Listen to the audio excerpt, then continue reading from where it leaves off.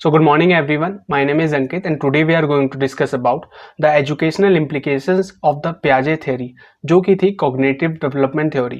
Last video में हमने जाना था फोर्थ स्टेज के बारे में जो कि थी द फॉर्मल ऑपरेशनल स्टेज, और आज हम जानेंगे कि जो पियाजे ने अपनी थ्योरी दी है उससे हम क्या क्या चीज़ें सीख सकते हैं एज अ टीचर, क्या क्या चीज़ें अपने क्लासरूम के अंदर अप्लाई कर सकते हैं।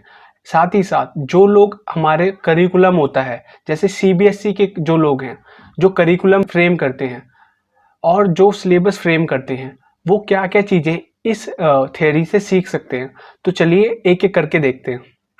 तो जो सबसे पहली चीज हम प्याजे की थ्योरी से सीख सकते हैं वो ये है कि हमें बच्चों को उस समय पर पढ़ाना चाहिए या सिखाना चाहिए जब वो सीखने के लिए मेंटली, फिजिकली और इमोशनली एकदम रेडी हों।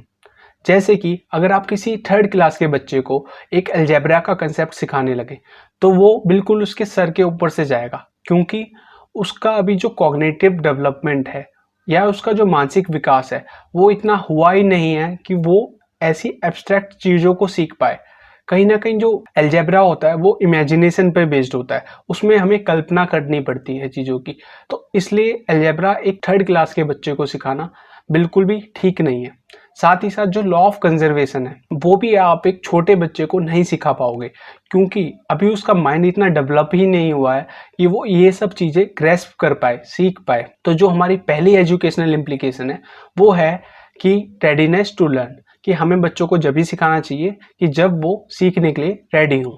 जो सेकंड हमारी एजुकेशनल इम्प्लीकेशन है वो ये है कि जब भी हम बच्चों को कोई चीज़ सिखाते हैं तो वो सिखाते समय हमें इस बात का ध्यान रखें कि वो चीज़ उनकी प्रीवियस नॉलेज से लिंक हो, उनकी जो पहले की नॉलेज है उससे मेल खाए, साथ ही साथ बिल्कुल ईजी ना हो कि जिसको वो सीखने में ही इंटरेस्टेड ना हो। तो जो भी चीज़ें उन्हें सिखाएं वो थोड़ी चैलेंजिंग हो, जिससे कि उन्हें सीखने में मजा आए, उनके अंदर जो क्यूरियोसिटी है, जो उत्सुकता है सीखने की, वो बरकरार रहे। जैसे कि अगर कोई बच्चा है जिसे कि एडिशन ही नहीं आता, जिसको प्लस करना ही नहीं आता, जोड़ना ही नहीं आता, और अगर आप उस बच्चे को मल्टीप्लिकेशन सिखाने लगोगे तो उसे वो चीज़ समझ ही नहीं आएगी, क्योंकि जो उसकी प्रीवियस नॉलेज है और जो उसकी जो करंट नॉलेज है वो कहीं ना कहीं जुड़ी नहीं है बिल्कुल भी। इसलिए बहुत ज़रूरी है कि जो हमारी प्रीवियस नॉलेज है और जो करंट नॉलेज है उसको जोड़ा जाए।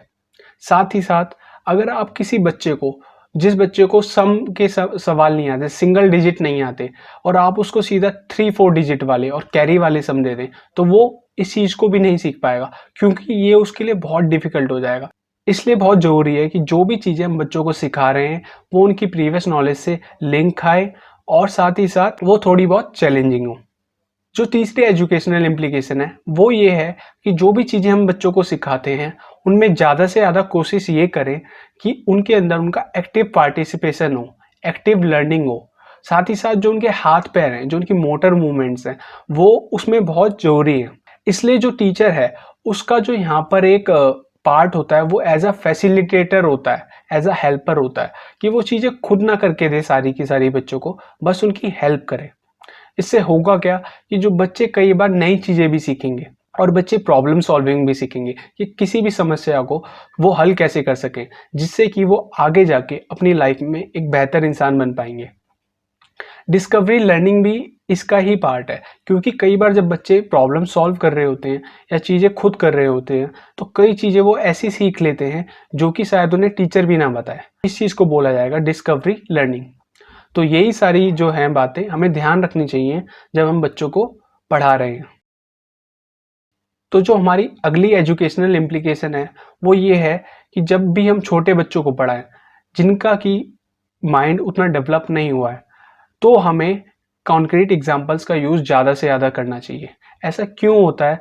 क्योंकि जो बच्चे हैं उनके अंदर एब्स्ट्रैक्ट थिंकिंग या जो इमेजिनेटिव पावर है उनकी वो कम होती है।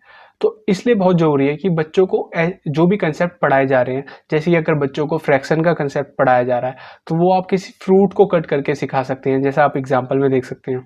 या फिर अगर बच्चों को सब्ट्रैक्शन का या कोई एडिशन का कंसेप्ट सिखाया जा रहा है तो इस तरह से आप जैसे टॉफ़ी हो गई या पेंसिल हो गई या कोई भी जो उनके आसपास की चीज़ें हैं उनको यूज़ करके आप सिखा सकते हो। उन चीज़ों को यूज़ करके जो कि वो टच कर सकें, फील कर सकें और देख सकें। तो ये थी आपकी फोर्थ एजुकेशनल इम्प्लीकेशन। तो जो आपकी लास्ट एजुकेशनल इम्प्लीकेशन है वो है एम्ब्रेसिंग द इंडिविजुअल डिफरेंस। आपने देखा होगा कि जो भी हमारी क्लासेस में बच्चे होते हैं वो सारे एक जैसे नहीं होते, और उसके पीछे का कारण ये है कि बच्चे अलग अलग एनवायरनमेंट से आते हैं।